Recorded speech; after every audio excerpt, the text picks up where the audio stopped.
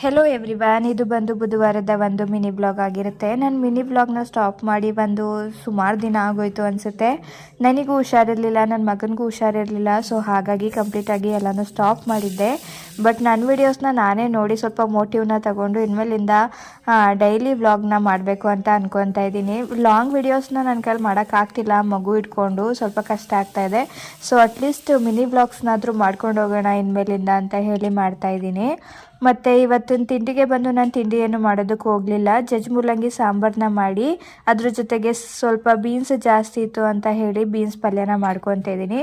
ತಿಂಡಿ ಎಲ್ಲ ಆದಮೇಲೆ ಇಲ್ಲಿ ದೇವ್ರ ಪೂಜೆಗೆ ಅಂತ ಹೇಳಿ, ಅಂದರೆ ಇವತ್ತೇನು ನಾನು ದೀಪ ಹಚ್ಚಲ್ಲ, ನಾಳೆ ಗುರುವಾರ ವಾರ ಮಾಡಬೇಕು ಮತ್ತು ಕಡೆ ಶುಕ್ರವಾರ ಇರೋದ್ರಿಂದ ಆಷಾಢ ಶುಕ್ರವಾರ.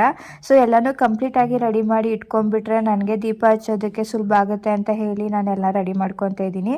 ಈ ರೋಸ್ ಬಂದು ನಾನೇ ಗಿಡ ಹಾಕಿದ್ದು, ತುಂಬ ಚೆನ್ನಾಗಿದೆ.